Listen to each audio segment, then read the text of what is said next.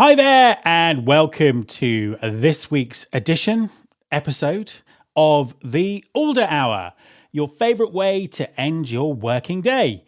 I'm Matt Alder. I'm the host of the Recruiting Future podcast and the host of the Alder Hour. It is 8 o'clock where I am. It may be a bit earlier where you are, but it's still towards the end of the working day, and that's what we like to celebrate on this particular show. The Alder Hour is part of the Purple Acorn Network. If you head over to purpleacornnetwork.com after the show, you can learn more about Purple Acorn.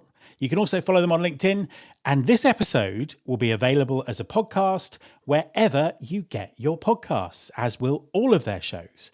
We got a great guest coming up. We've got some great topics that we want to talk about. Please join in, leave us a comment, and the comment will flash across our screen, and we will try and engage with it and have a bit of a conversation. So please do that. Anything you're thinking about what we're talking about, or anything at all that you'd like us to comment on, we can do that. So let's get things started. And without further ado, I would like to welcome my amazing co-hosts to the stage or to the screen. There they are. Hi guys. Hi Jocelyn. Welcome back. Hi. Thank you so much. I've missed you guys. Absolutely. Well, it's brilliant to have you back, and Rhona, always brilliant to be talking to you as well. How's everyone doing? Good. Doing great, yeah. Doing great. That's cool. We were talking about the Super Bowl just before we came on air. I didn't watch it, but I did watch the highlights. So kind of, trying to up my understanding of American football. But I don't know who everyone supports, but looked like an interesting game anyway. So Jocelyn, what do you have for us this week? Yeah, today we're going to talk about red flags in the workplace, particularly for those that have just started a job. So there's a good Reddit post, but actually there are probably thousands of Reddit posts that talk about this, just poor experiences in the workplace early on. And we'll touch on perhaps what you can do as a candidate to identify those red flags early on before you commit to a new employer. Fantastic. Great topic. And I'm sure everyone listening will probably have some examples of those. And Rhona, what do you have for us this week? I'm talking about bonuses, and some people are still getting them. Some people have never got them. So just talking about bonuses, are they still a thing? Do we think they're going to continue being a thing? All of that. Okay, well, we'll find out later. In the meantime, let's move to our first section, which is Points and Pints.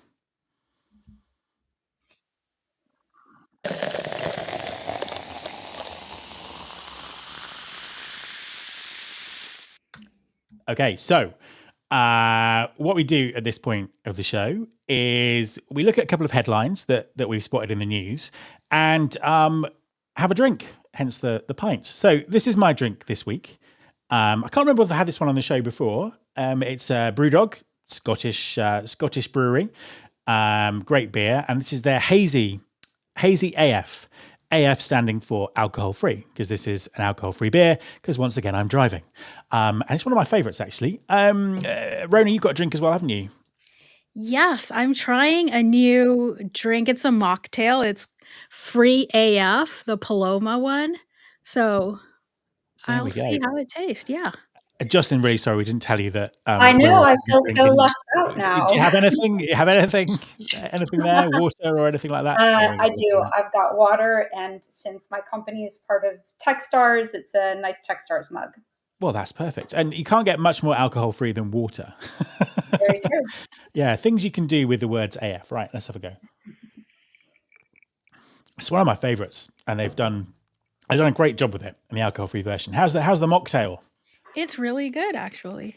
Cool. You sound surprised. Because I don't typically like Palomas, but I was like, I'll try this one. But yeah, it's really good. Excellent. So let's move on to the first bit of news. Now, this is a video. This video of someone who was a very senior HR leader, VP level, and they were laid off, I think it was about a year ago, and they've applied for over 1,000 jobs, and the only job that they've managed to get is actually working as a cloakroom attendant. So the whole article is about the really the kind of what they were calling the white collar recession, the people who are losing the middle management jobs that are going, the senior management jobs that are going, but set against the background of the economy as a whole, where that there are still loads of jobs available. So it really kind of puts a spotlight on this kind of particular thing, which is, I mean, it's very common at the moment. I know a number of people in the same position as this. Senior people, still got a good 10, 20 years of their career left, but their job's been eliminated. They can't find another one, and it's a horrible situation to be in. And I don't think it's talked enough about in the media, because I think there are a few things around it that I'd like to sort of get everyone's thoughts on. Also, certainly in the UK, what I've noticed is a lot of senior roles were kind of eliminated in HR and talent acquisition last year and the year before. And a lot of those companies are hiring back with the same job title, but half the salary. So really kind of going for a much more transactional rather than a strategic, kind of person. It looks a little bit like an overall kind of money saving exercise and perhaps sort of very short term thinking. So that's very common as well. I think this problem is only going to get worse. And I think that we just need to, first of all, have better help and advice available to people in this position. Because if you've got 10, 20 years of your career left, there are things you can do to transform that. Where are the opportunities? How do you need to think? Planning that kind of final act. So I think that there should be much more help and support available for people, whether that's to help them go out on their own, to help them kind of retrain, to identify their skills that they can use elsewhere. So I think that's part of the picture. The other part of the picture is something that we've talked about on this show before, which is the recruitment process. And recruiters and the way that hiring managers think about talent. So there is a huge amount of ageism out there. Just because someone is over 40 or over 50 or even over 60, that does not mean that they wouldn't be a fantastic hire for your organization. So I think that's a key part of this as well, that we still see a lot of ageism, right across the workforce. But also this whole very narrow thinking about transferable skills. So, if someone hasn't had the exact right role with the exact right skills in the exact right place, they're not getting hired. So, I would urge companies to not be ageist and to look much more holistically at skills and facilitate people moving across, moving across disciplines, moving across companies, moving across industries, because I think you could do fantastically well as a business if you're much more open-minded about how you recruit. What do you think, Jocelyn? What do you think?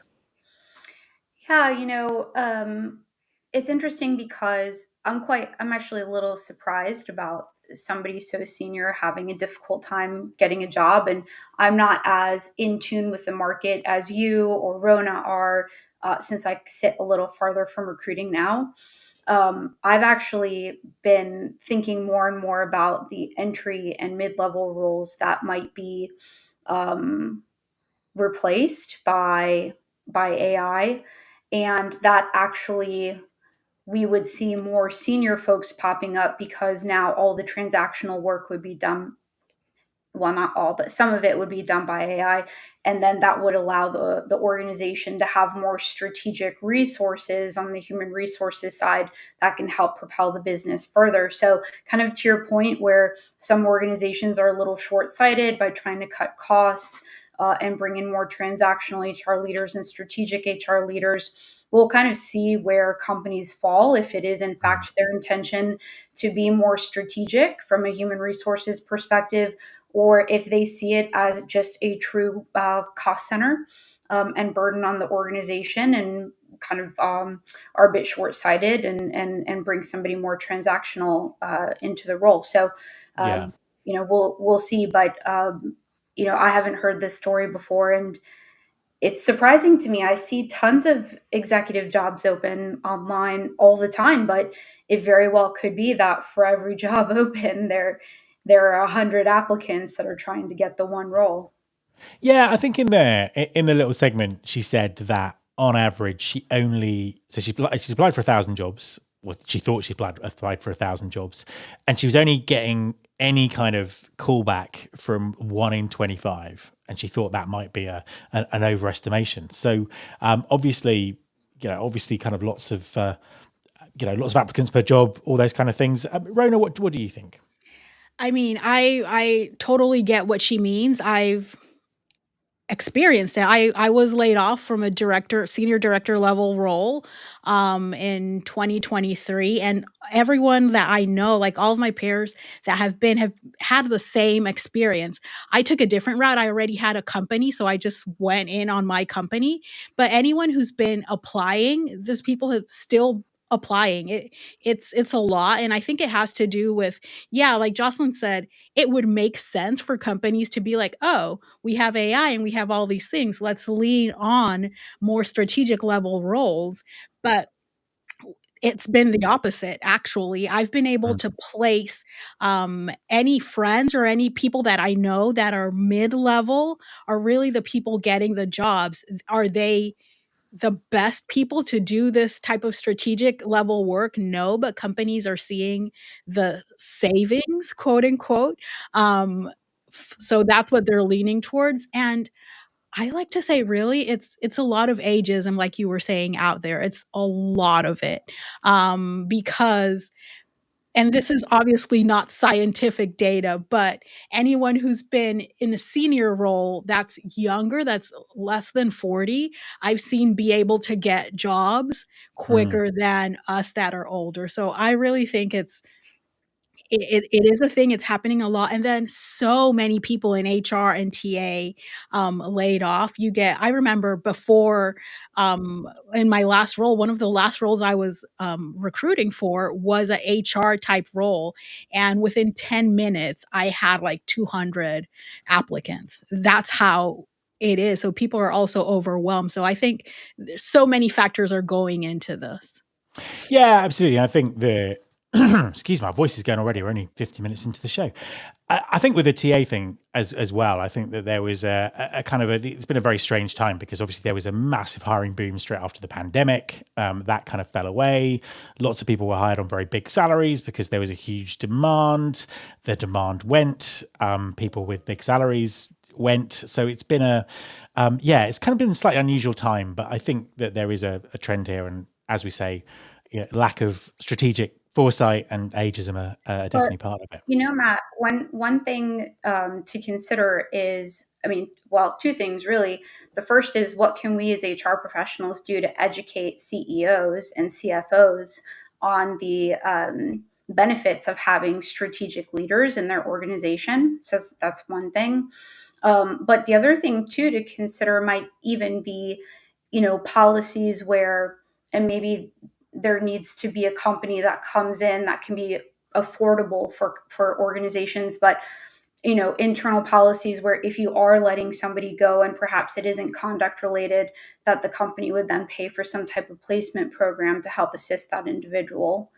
Yeah, no, 100%. I think that I just think that's incredibly important because we're talking about people who may not have experienced this before, who have a lot of their career left, and it's just that kind of, how do you change your thinking? How do you move forward? So definitely. Let's go to the next one, which is, let's just wait for it to come up. Okay, employee engagement surveys. Are these even still a thing? So this article, again, it's one of these ones where I just wasn't even vaguely surprised. Apparently people are uncomfortable about writing how they really feel on employee engagement surveys. So some of the things that came up, people didn't like talking about their overall job satisfaction. They didn't like talking about leadership performance. They didn't like talking about their relationship with their manager. And the relationship with their manager.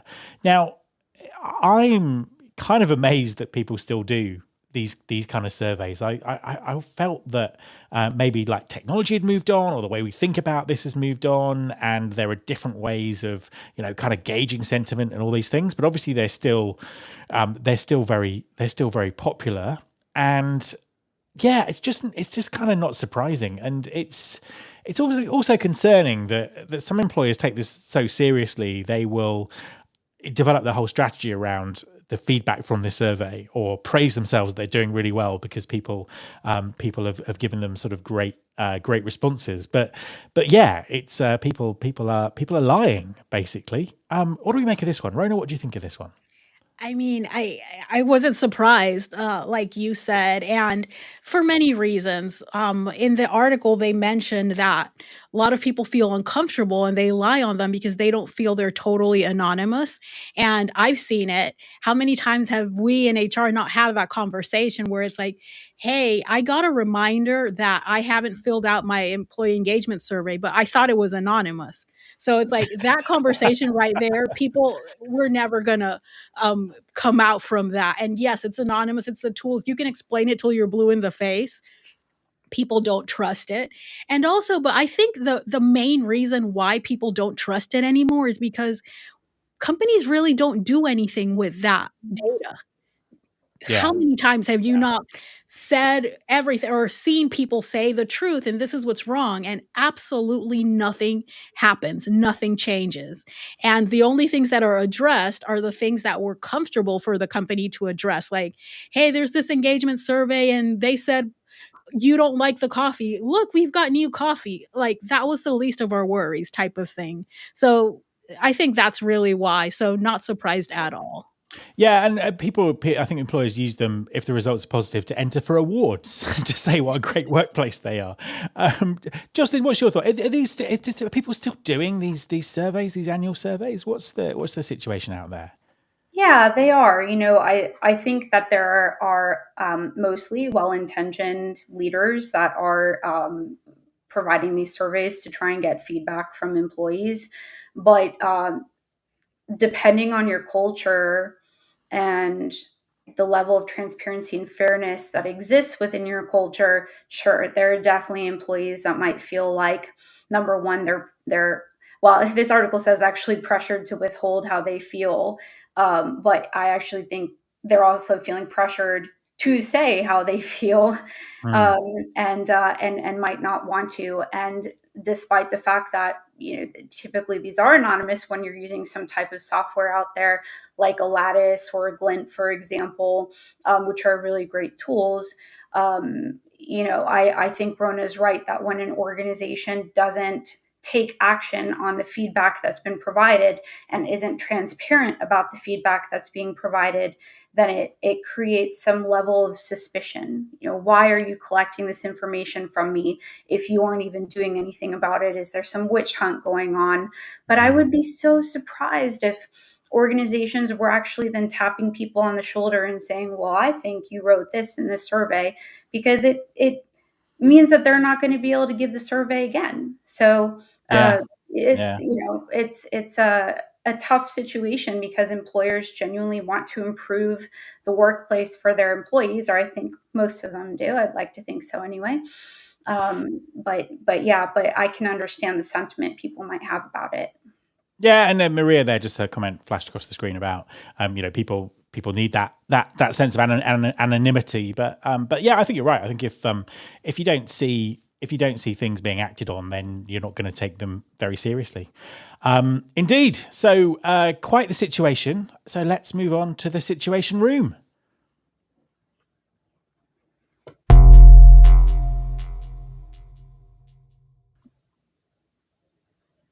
I love that sound. It's so dramatic.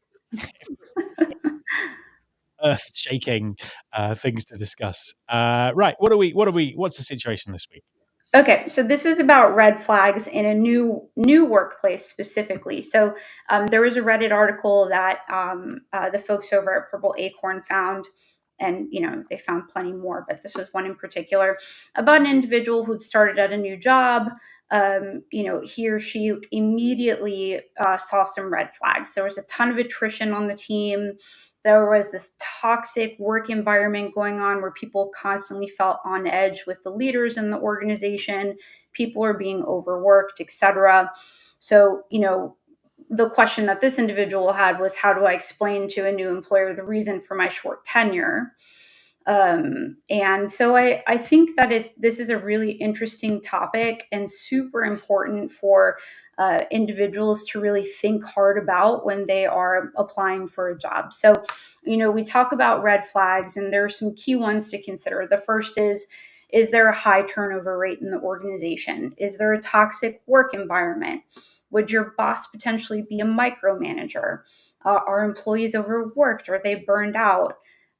What's happening with raises and bonuses, or is the company doing well but employees aren't seeing any type of financial reward, or is there something like actually an ethical issue, like maybe bad business practices or harassment or discrimination?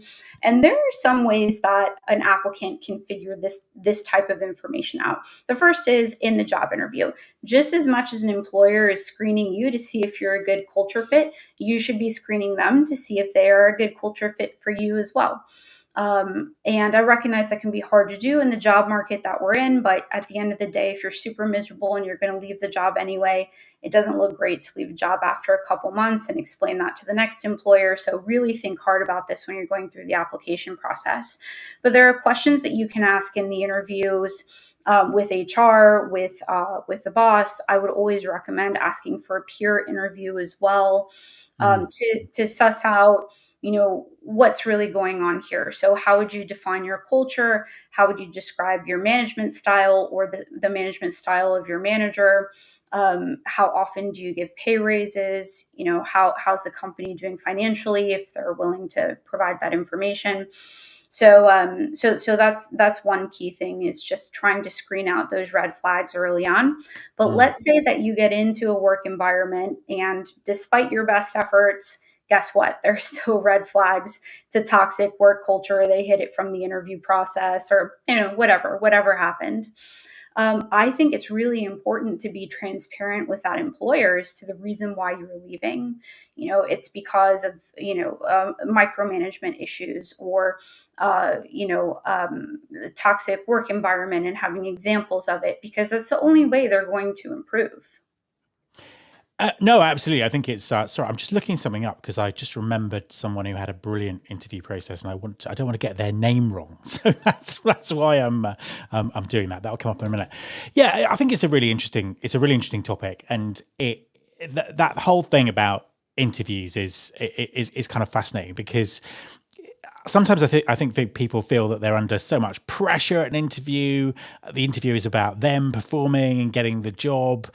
They either, don't feel comfortable about asking those kind of questions, or they're not kind of in that sort of state of mind, as it were.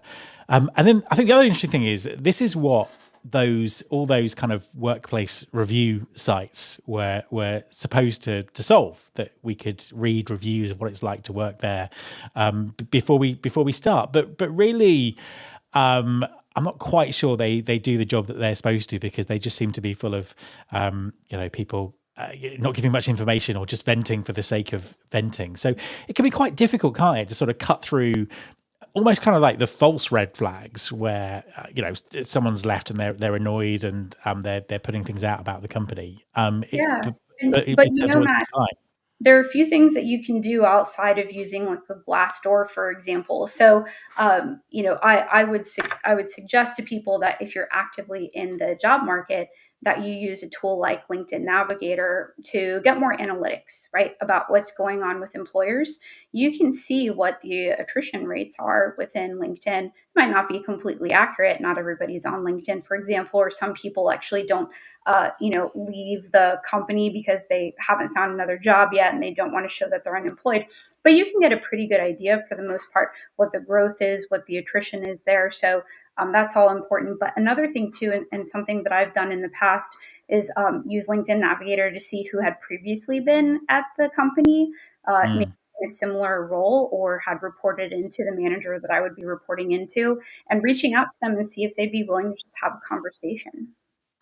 No, that's it. I mean, that's a great idea. That's great advice. The example that I was trying to think of, and I can't find the guy's name. I know he's called Jeff something.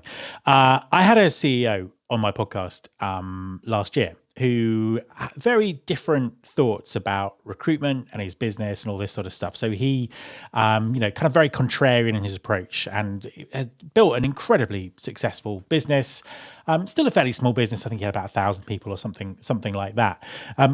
But basically, he felt that the recruitment process traditionally was just not giving him enough information about the people who are joining, but also not giving them enough information about the culture and what it was like. So he would get everyone who applied over a certain kind of seniority level to spend a day working at the company with structured sort of activities and things for them to do. They paid them for their time. That was the key thing. It wasn't a day-long interview. It was like, you're going to spend a day working with us. We'll pay you for the time. And he just felt that it gave the candidate and the potential hirer a much better insight into what the person was like, what the culture was like, and how they kind of fit in. It's just it's not something you can do at scale, but it's perhaps a shame that more employers don't think like that in terms of really giving people that kind of insider view, as it were. Well, if they have toxic work environment, they probably wouldn't want to do that, That's to be true. honest. Absolutely, yeah. As it said in this Reddit article, "Flaming toxic culture," which I thought was a great was a great descriptor. Jocelyn, thank you very much. Let's move on to our guest.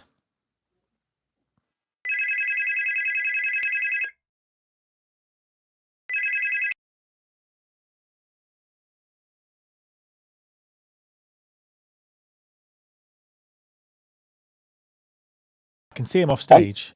Oh, there he is. You're wrecking our system. How did you do that? Right? I didn't know if I had to answer the graphic, which would be weird, right? That would be weird. Matt Charney, welcome to the show. Hey, thank you very much. It's been a minute. Absolutely. Well, it's a pleasure to have you here. Just introduce yourself and tell everyone what you do as a starting point. The latter one's a good question, but yeah. So I'm Matt Charney, and I am the editor-in-chief for Recruiter.com, and then I'm the CMO of its parent company, Employer.com. So essentially, what I do is, on the one side, I am covering the recruiting industry from like an analyst and reporter perspective, and then on the HR side, running marketing around our like EOR, global payroll, and accounting solutions. So. Fantastic. So, we've spoken many times before. You've been on the podcast.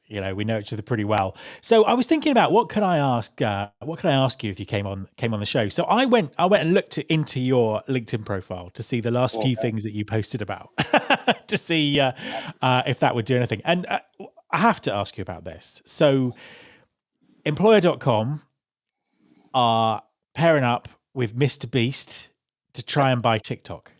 I don't know what you can say about that, but just explain it. What's going on? Yeah, so it's been a very interesting couple of weeks for me. So my boss had called me the Wednesday before Trump's inauguration, said we're buying TikTok. It's 10:30 at night, and I said, okay, what do you really need? And as it turns out, he was being completely serious. So essentially, the last couple of weeks have really been putting together our bid. And so as a result of that, we have, to our knowledge, the largest bid. I can say it is significantly over the $20 billion that Frank McCourt's group has announced that is under tender. Yeah. And, Mr. Beast is one of the investors that we've named, as well as the CEO of Anchorage Digital, which is obviously a crypto marketplace, but it's backed by United States Treasury, and also the CEO of Roblox. And some, other institutional and high net worth investors. Really a cool portfolio. So essentially, it's like the couple acquisitions that we've done before in terms of philosophy. We're very opportunistic, and we are able to move very quickly. So when we see a opportunity to take an asset that somebody has to do something with, it's one that we want to pursue, and obviously the chance to really take over probably the most prevalent cultural force, not to mention the top app in the world. Like, we're very close, and I'm actually pretty excited about it. So. Wow, that's amazing. Just the whole concept of effectively a kind of a recruitment HR business owning something like that is amazing. Have you met Mr. Beast? That's what I want to know. I had no comment on that. Okay, fine. Okay, my son asked me to ask you that because he's a massive Mr. Beast fan. I mean, yeah, I mean that's fascinating. Yeah, fascinating stuff, and obviously, I'd like to ask you lots more questions about it, but I'm sure you probably not appropriate to talk about it too much. But I kind of wanted to. Because with TikTok being this, as you say, this sort of cultural defining, channel, I just wanted to have a quick chat about how media kind of as a whole is changing, because we're obviously in a I don't know how best to describe it, but a time where there's lots of news and lots of things going on, and we kind of got a media industry that for financial reasons is kind of chasing clicks and all this sort of stuff. And I thought back to when I first met you, when we were both bloggers, kind of writing, semi-independently and all that sort of stuff. And it's like, are those kind of voices sort of disappearing under this kind of huge sort of commercial pressure in media at the moment? And I suppose we could look at that specifically from from an HR and recruiting perspective, in terms of people who kind of write and the voices that are out there. What's your kind of view on that? So as far as the bigger media picture, obviously, I think certainly in the United States and also the UK, you obviously have a bifurcation along political and ideological lines that's a little bit new, right? It used to be about finding facts. Now it's sort of about chasing the angle. So even when you see a mainstream media organization, let's say like the Times, they're going to have a very, like a very fixed agenda that they're trying to work the facts into. So I think in that way, you're seeing mainstream media actually become a lot more like blogging used to be, right? It was like validate a theory rather than report the facts. I do think that there's some amazing independent voices out there that continue to write amazing stuff. Eric Newcomer is a Substack that comes to mind that I read every day. He covers startups and M&A. It's just fantastic. I could probably come up with a lot more examples, but they're outliers, and I think that they have largely been transplaced by quote content creators, right? And that whole concept, although I don't love that use of the word creator or content for that matter. And then also I think things like podcasts as well have dissipated. The thing about long form writing and writing in particular is it's really hard. And so I think we have this bevy of different options and ways to get your voice out there that don't require sitting down.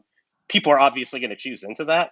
But one thing that I have learned is that if you can make the long form content, there's still a very large audience out there for it. And it's a good way to differentiate yourself, which is something we're seeing as we go out to media with the TikTok and some other stories. So. Yeah, I think that makes a lot of sense. It is kind of an art form, and it's I suppose in a world where everything's kind of being compressed into 30-second vertical videos, it's sort of how do you sort of tell those stories in longer form? And that kind of, I suppose, leads me nicely onto another post you made that I was really kind of resonated with me, which was about AI. And you kind of introduced this, and you said you used to be able to remember phone numbers. But then mobile phones came along, and now you can't remember phone numbers. And when people are using AI for writing, are we losing, kind of vital writing skills, the kind of things that could create that long form content? And I use AI quite a lot. I don't use it to write stuff for me, but I use it to think for me quite a lot sometimes and edit for me. And I am noticing that perhaps I'm losing those skills. I mean, what's your view on this? Is that a good thing, a bad thing? What's going on out there? So I don't think it could be a good thing or bad thing depending on where you're at in the written communication spectrum, because essentially all it's doing is pushing you to the middle, right? Like it's essentially the medium of all things. So you're at a certain level. If you're above it, probably bad thing. If you're below, probably good thing. I don't think there's anything wrong with using it for like ideation, as you're talking about. Certainly when you think of things like structure, or it happens to me a lot, like a document that I've never written before, like a letter, like it's great for that sort of thing. The thing that I actually get the most concerned about, and I use the phone as a specific example just as it's like an easy disposable thing that you just from repetition picked up. So I see a lot of people using it for things as simplistic as one-line responses to emails, text messages, asking it, basic questions on how to do things as opposed to a search engine. Obviously, search engines are indexed much more like recently. Mm. So Mm. I think that the reliance on it has moved from here's a tool that will do my work for me to here's a tool that will absolutely take over my consciousness and essentially I don't have to do anything. Although sometimes I've worked with people on prompt engineering, and sometimes the prompts, especially for things like text messages, are 4 to 5 times as long.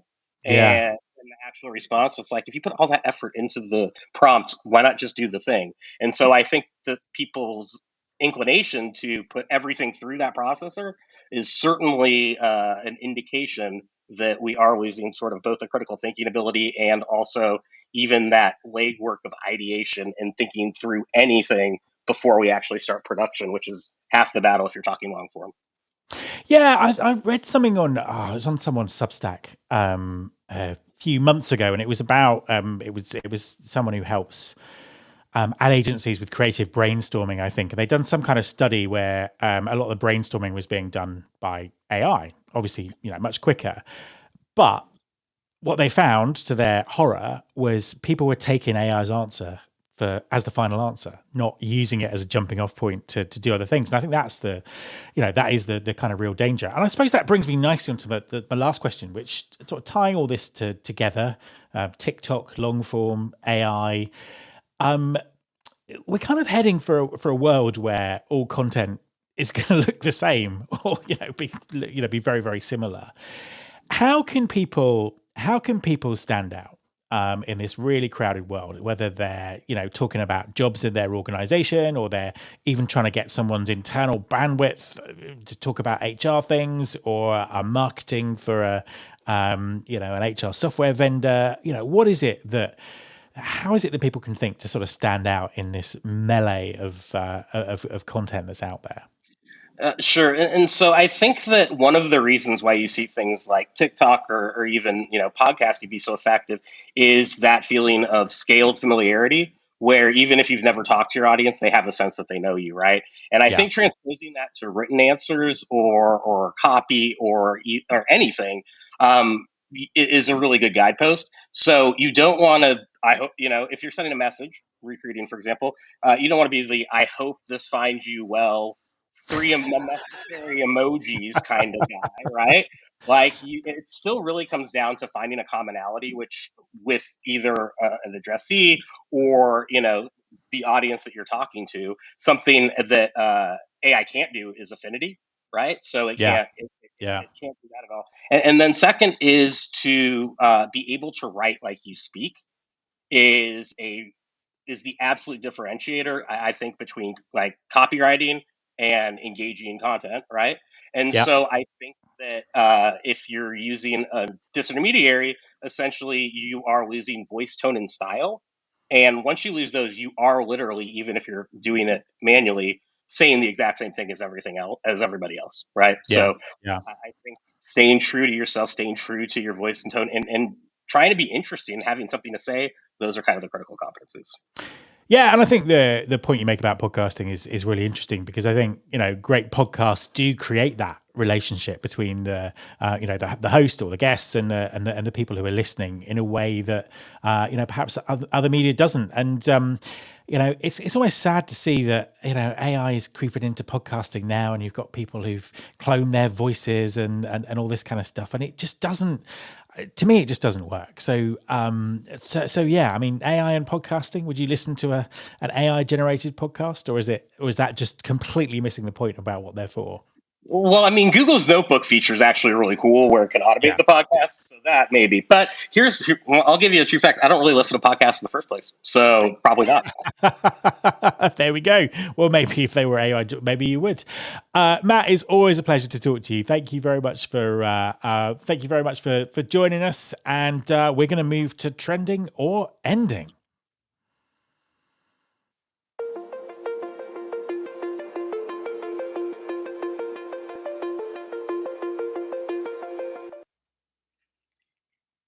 Hey, Rhona, how you doing? Hey, doing good. So, today we're talking about year end bonuses and are they disappearing? And I know bonuses were really a big thing here, at least here in the US.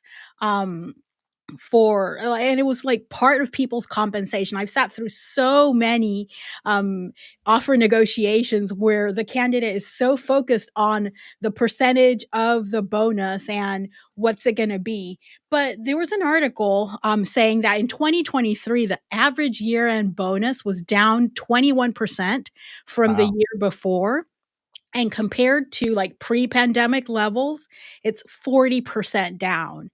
And some businesses, like some industries, it's been different than in others. There's like nothing across the board, but across the board, they've declined the percentages of bonuses and they're becoming more discretionary, which is, is basically means you don't know if you're going to get it or not. It doesn't matter what your offer says, what has happened in the past. And really, obviously, I think it's due to all of the economic uncertainty that is out there. Um, there's so many Mm. companies now waiting till the end of Q1 to do bonuses as opposed to like January, like it used to be before. Like January was a month where everyone was waiting to get their bonus to then decide what to do next with their career. So it's really a different scenario that we're in, a different environment. I actually did a poll. It was earlier today, so there's still not that many votes. I Okay. have 30 votes right now on LinkedIn asking people are they expecting a bonus. From the 30 votes. So of course, not statistically significant yet, but 50% are saying yes, they are expecting a bonus. The others are saying no, or some people clicked on see results, but the majority are expecting a bonus. And I just Mm. looked through the people that were expecting it, and there was no rhyme or reason. Some people were at huge companies, some people were at startups. So I just think it's a case by case thing, but I do think that overall it's declining. And Mm. some companies are even shifting towards more non-monetary perks like extra PTO and stock options or wellness benefits, which ugh, I don't think that's I don't think that's the right way to go. I think the intention behind a bonus was always tangible, like money that people would work harder for, because it was Yeah. like if the Yeah. company does well, then you'll be compensated for this. So I don't know how I feel about it trending from not being a thing, because I do think that it's trending towards not being a thing. Uh, Mm. I think people or companies are going to see more impact on retaining employees with this. What do you think? Yeah, yeah, it's an interesting one because I think it also varies sort of from sector to sector because there are obviously some areas of work. I'm thinking sort of particularly in financial services and things like that where that kind of annual bonus is almost like a not a given, but it's like it's the thing. It's the reason that people do the job because it could be spectacular and all those you kind of hear about these massive bonuses that people get. But um, I think that I think from the conversation we had earlier about employers cutting salaries, people are looking to sort of cut costs wherever they can, and I'm sure there's a kind of a metric that people look at in terms of how much can we cut the bonus and still retain people, and all those kind of things. So the power is kind of very much with the employer there. I once worked for a company for quite a few years that made a massive thing about their bonus every year. And I think in the 6 years I was there, they gave bonuses once. And then the rest of the time it was this kind of constant carrot that never turned up. So I think a lot of it kind of rests with the employer's attitude to what their bonus is. Are they bonusing people because that's what's expected in the industry? So recruitment agencies, city trading companies, whatever it is, it's kind of there's an expectation that happens. Are they doing it to tick a box? and they really don't want to do it, or are they doing it because they genuinely want to? And one sort of good example about this, there's a travel company in the UK. It's quite a big travel company. It's 3,500 employees, I think, at the time it was sold.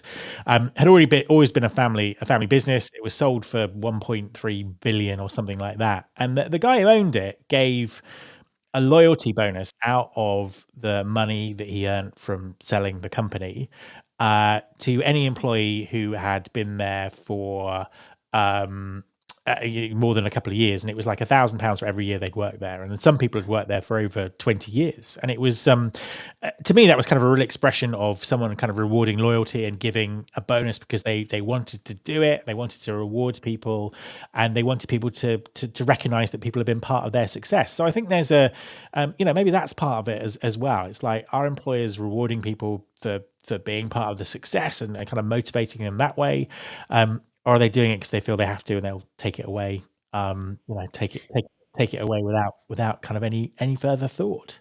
Yeah, and I think bonuses really tell you what a company thinks about you, because I've worked at places where the money wasn't there. We were doing layoffs, things were bad, but still they came and they gave us bonuses. And it wasn't like your 10% or whatever, it was insignificant amounts. But the fact that the company said, we value you. And even in our time of loss and our time of like struggle, we value that you show up here every day for us. Here's Yeah. this small token. To me, I remember those bonuses more than the bigger ones that I've ever gotten. I personally am not someone who is a fan of bonuses. I really focus on negotiating a salary that doesn't make me ever rely on a bonus. But I know it really always shows me what the company really thinks about their employees. And you actually made a really good point when we were talking before the show about the people's attitude to bonus when they're sort of negotiating their salary when they get a job. Yeah. So many people, and there are times, right? You're in talent acquisition, you give someone an offer, and sometimes there's a little room for extra salary in case they negotiated, or there's room for that, right? But people were so focused on negotiating the bonus amount. I would always want to be like, stop, get more salary and stop Yeah. negotiating this bonus, because it's a discretionary bonus. They can say 0% or they can say 10%. Like, it does, you just never know if you're going to get it. So my advice to people is always focus on, like, if you get a bonus, great. And if you don't, that's also great. I focus on getting the secure. And I mean, in this job market, it's kind of weird to say it, but your salary is more of like what you have for sure than a bonus that you may or may not get. But that's always blown my mind. It's very difficult though, isn't it? Because people, even subconsciously, even if logically they know it's discretionary, they're doing the sums in their head. It's like, they're offering a 40% bonus with this job. That's amazing. And it's, they're never going to get it, but you kind of add that on, and it kind of factors in. You kind of mentioned there the other things that people are sort of giving instead of bonuses, wellness or all that kind of stuff. I mean, do you think that is effective? Do you think people are looking for something other than money, or is it sort of deep down actually, getting the right level of compensation is the most important thing? I think things like additional PTO and wellness benefits shouldn't even come into the conversation when you're trying to think about a bonus or something extra. Treat your people right, give them enough time to rest, um, take care of their health and stuff like that. Yes, for us in HR, it is definitely part of compensation, but I don't see that for someone who doesn't understand how total compensation works and all of these things as being an equal type of like a replacement for a bonus. And we also have to think about roles that are historically very dependent on bonuses, like sales, Mm. and people that are like commission based or very um performance-based type of roles, you're not going to tell a salesperson that's used to making, I don't know, twice their salary or 50% of their salary in bonuses and commissions and all of these things, that extra PTO is going to compensate for that. I'm so tempted to say, oh, maybe it's ending because, the stat she quoted at the beginning about the amount that end of year bonuses are being cut is really significant. Is there another viewpoint here, perhaps a slightly dystopian viewpoint, that we might go the other way? You talked about salespeople earning commission. If we're moving towards a world with, more fractional employment, more temporary employment, more technology to measure performance, might it be that actually, the concept of a bonus is becoming this sort of, pay for performance, thing, and we sort of move the other way? That's an interesting take on it. I hadn't thought about it that way, but yeah, I guess we'll see how it ends up going, but that's an interesting take, and I think companies that are working and relying a lot on like fractional and this type of work could, like, at the end of the day, they're still saving money off of having a full-time employee, or even if they do lower salaries and higher, like, that's how it's worked for sales and these types of roles for so many years. So who knows? Maybe that's the way we end up going. It could be. So, kind of ending, kind of trending.